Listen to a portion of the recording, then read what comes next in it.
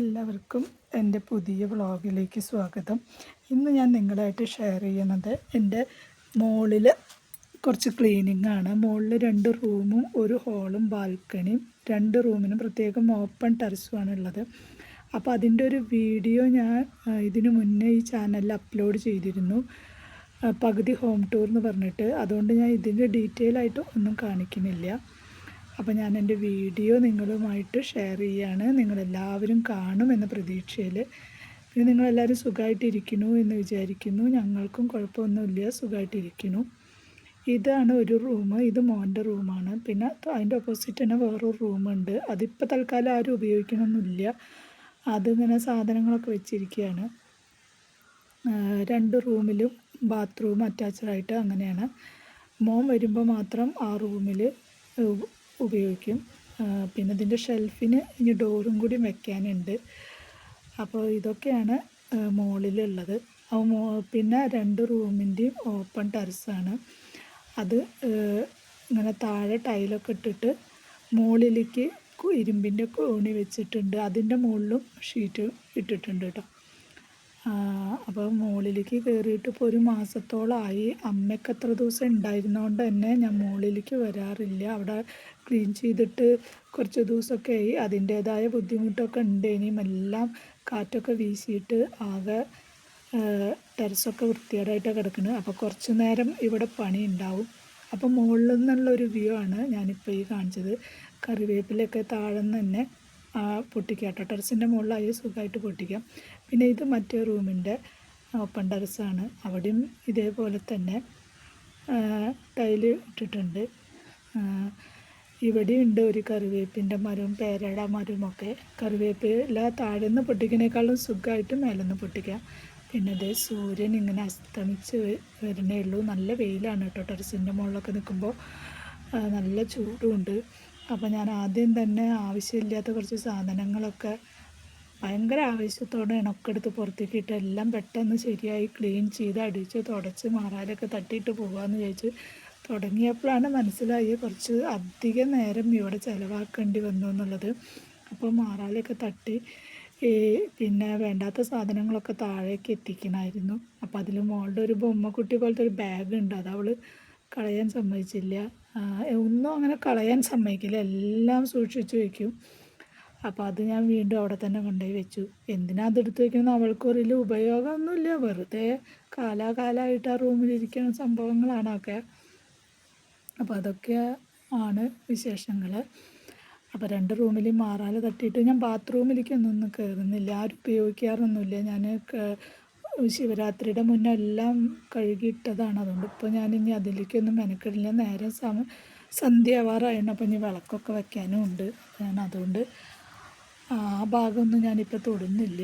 പിന്നെ ഇതൊക്കെ മോളുടെ ബുക്കുകൾ അടക്കി വെച്ചിരിക്കുകയാണ് കേട്ടോ. ഒരു റൂമിൻ്റെ ഷെൽഫിൽ അവളുടെ ഒരു 6ാം ക്ലാസ് മുതലുള്ള പുസ്തകങ്ങളെല്ലാം അടക്കി വെച്ചിട്ടുണ്ട്. ടെക്സ്റ്റ് പുസ്തകങ്ങളൊക്കെ അങ്ങനെ ആർക്കും കൊടുക്കാറില്ല. വല്ല പഠിക്കാൻ കുട്ടികൾ വന്ന് കൊണ്ടുപോകണം, 1 വർഷം കഴിഞ്ഞ് തിരിച്ച് തരും എന്നല്ലാതെ സ്ഥിരമായിട്ട് അങ്ങനെ ആർക്കും കൊടുക്കാറില്ല.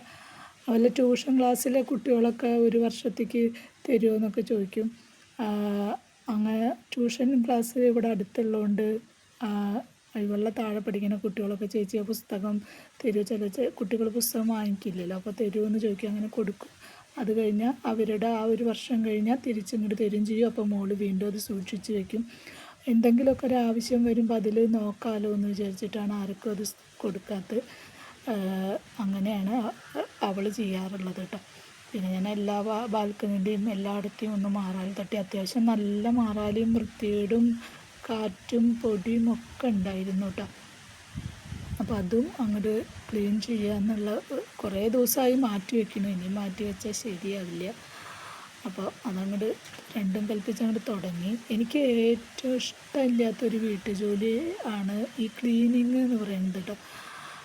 അടിക്കുക, തുടയ്ക്കുക, മാറാല തട്ടുക, അതൊന്നും എനിക്ക് അത്ര ഇഷ്ടമുള്ള സംഭവമേ അല്ല. അത്ര ഇഷ്ടമെന്നല്ല, ഒട്ടും ഇഷ്ടമില്ലാത്തൊരു കാര്യമാണ്.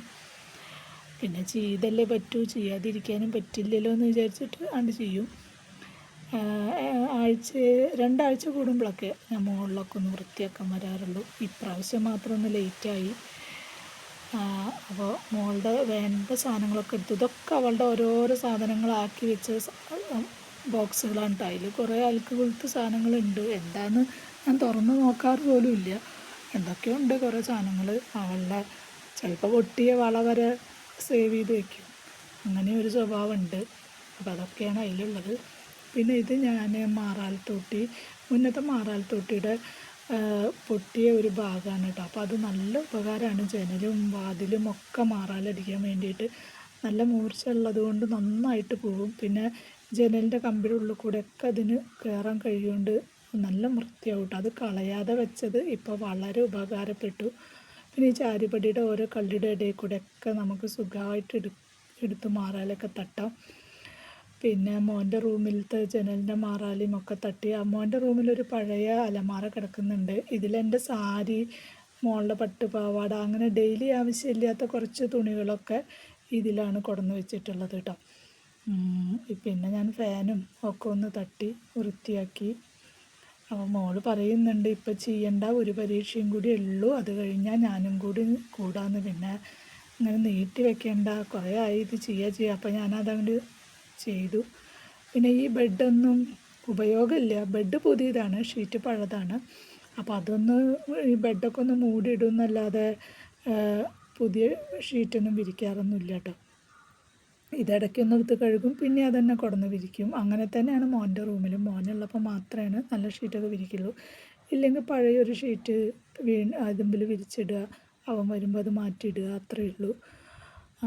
അപ്പോൾ കുറച്ച് കാര്യങ്ങളാണ്.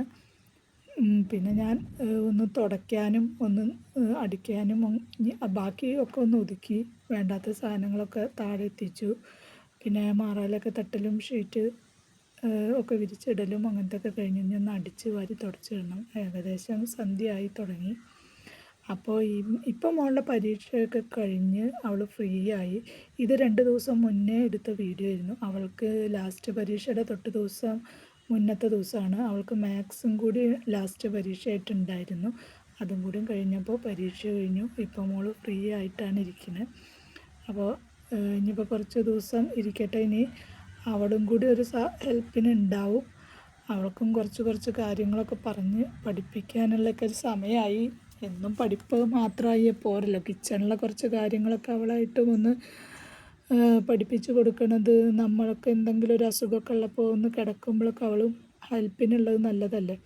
അപ്പോൾ അതൊക്കെ ഞാൻ ഇപ്രാവശ്യം അങ്ങനെ വിചാരിക്കുന്നുണ്ട്. ചെറിയ ജോലികളൊക്കെ അവളെ ഏൽപ്പിച്ച് ഞാനും കൂടെ നിന്ന് അത് ചെയ്ത് പഠിപ്പിക്കണം എന്നുള്ളത്. ചപ്പാത്തി ഉണ്ടാക്കുക, ദോശ ഉണ്ടാക്കുക, അതൊക്കെ ചെയ്യും. എന്തെങ്കിലും ഒരു കറി വയ്ക്കാനൊന്നും അറിയില്ല. അപ്പോൾ അതൊക്കെ ഒന്ന് ചെയ്ത് കൊടുക്കാം, പറഞ്ഞു കൊടുക്കാം എന്നാണ് വിചാരിക്കുന്നത്. ചെറുതായിട്ടൊക്കെ പഠിച്ച് തുടങ്ങേണ്ടൊക്കെ സമയമായി. അപ്പോൾ എപ്പോഴും പഠിപ്പായതുകൊണ്ട് ഇനിയിപ്പോൾ 2 മാസം ഫ്രീ ആണല്ലോ, അപ്പോൾ അത് ചെയ്യണമെന്ന് വിചാരിക്കുകയാണ്. പിന്നെ ഞാൻ അടിച്ച് വേസ്റ്റൊക്കെ താഴെ കത്തിക്കുന്ന സ്ഥലത്ത് തന്നെ കൊടുന്നിട്ടു കേട്ടോ. ഇനി അത് കത്തിച്ച് കളയല്ലേ വേണ്ടൂ എന്ന് വിചാരിച്ചിട്ട്. അപ്പോൾ അത് ഇങ്ങോട്ട് താഴേക്ക് എത്തിക്കുകയാണ്. ഈ താഴേക്ക് എത്തിക്കലേ മുകളിലേക്ക് കയറൽ, അങ്ങനെ ആകുമ്പോഴാണ് കാലിന് നല്ല പണി കിട്ടുക. പിന്നെ ഞാനൊക്കെ ഒന്ന് തുടച്ചു. അപ്പോൾ ഇത്രയൊക്കെയാണ് കേട്ടോ ഞങ്ങളുടെ വൈകുന്നേരത്തെ വിശേഷങ്ങൾ. നിങ്ങളുടെ ഇന്നത്തെ വൈകുന്നേരത്തെ വിശേഷങ്ങൾ എന്തായിരുന്നു, എന്തൊക്കെയാണ് സ്പെഷ്യൽ എന്നൊക്കെ കമൻറ്റ് ചെയ്തോളൂ. എൻ്റെ വീഡിയോ കാണുന്ന എല്ലാവർക്കും നന്ദി. Thank you for watching.